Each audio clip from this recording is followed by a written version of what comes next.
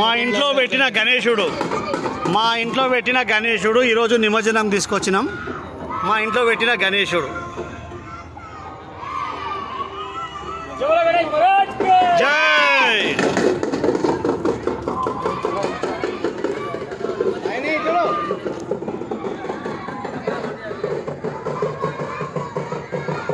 మీరు అందరూ అనిపించిన నన్ను తీసుకోలేదు.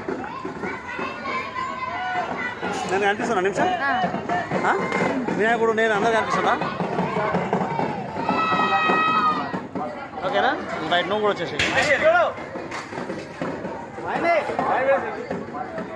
వస్తున్నా పట్టుకో. నన్ను కూడా నువ్వు కూడా తీసా. నువ్వు బాబాయ్ అందరు మొక్కేసారు. ఇక